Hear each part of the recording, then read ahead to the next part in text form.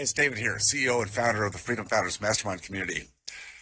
It's a Sunday. It's a beautiful Sunday. I just got through playing a few hours of tennis, which has always been a sport that I've enjoyed my whole life. It's a great sport, and the fact that I can still do it in my sixth or seventh decade, whatever that may be right now, is a blessing. And what I really realized is that ever since I was able to leave clinical practice, which was a great stepping stone to freedom, but being in the practice, having the blessing, the ability to provide the service that I did for many years to my clinical patients, I realized that what a toll that took on me. Not a physical toll. I left when I was still in my 40s, but maybe more of a mental toll. I think many of you know what I'm talking about. The precision that's required on us, the risk liability, the level of expectation that society and patients have today, dealing with staff members who aren't many times prepared to do the work and show up and be responsible. It does take a toll. And I think like a well-trained athlete, each and every one of you who went through the hard work, the cost, the capital, the student loan debt to get to be in a place where you have the privilege to have that practice, and you do well. You work hard, but you do well. You make a good living for your family, but you know that you want more.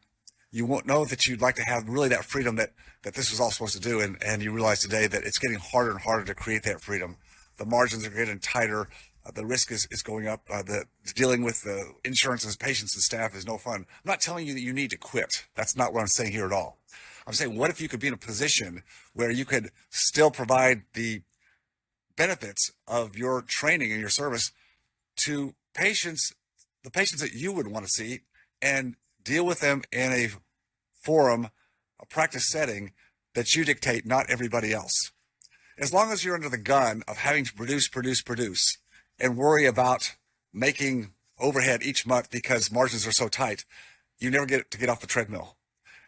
What I learned in my life, and I've helped many other doctors and dentists understand as well, is when you learn to invest the capital, the profits from your practice, that's the key, in tangible assets, hard assets. The financial world can be fine and great when it goes up, but there's no predictability and sustainability. That's why so many docs think about getting out, selling their practice, bringing on associates, partnering up, whatever it may be, and they're afraid to do so because they know if they make a mistake, it sets them back for years and years. Well, the stock market can set you back for years and years. What goes up will come down. I like tangible assets that are much more predictable, much more sustainable. The problem is, for the vast majority of you, you know that intellectually also, but you don't know where to start.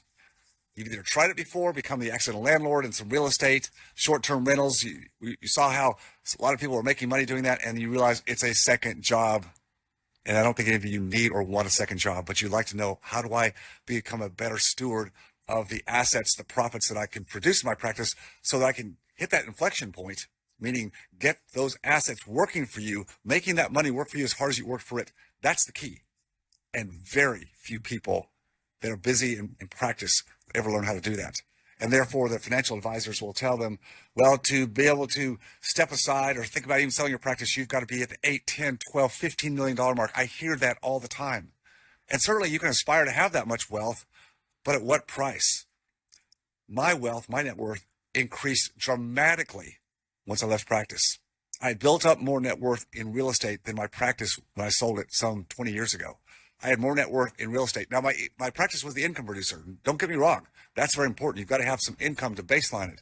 But when I got to the point where I decided to sell my practice because of my daughter's health situation, I had more net worth in my real estate. And I converted that net worth in my practice into the real estate, and that produced enough sustainable cash flow I could step away from practice.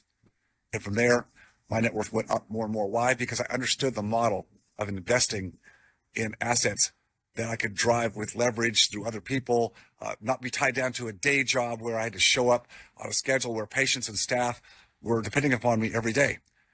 You can do the same thing and just reduce your schedule and have a much leaner, more peace of mind practice model if you understand your money, your capital's working for you, but many of you, it's not. You're just putting it where everybody else tells you to do, the default mode, which is traditional financial model. And I'm just telling you, that model has never worked, and it's not going to work going forward. The markets are going to be so much different than what we've seen in the last 15 years. It's going to be a game changer. Only you can decide to make the changes you need to do I love helping other docs who want to do this. If you're one of those, I just invite you to take a step forward, find out what we've done, and help so many doctors and their spouses as couples to realize the dream that they were looking for, that they once had in their life, and see that they can get there much sooner than they thought if they just took the right steps forward. I'm David Phelps. I'd love to see you gain back the freedom that you sought from the very beginning.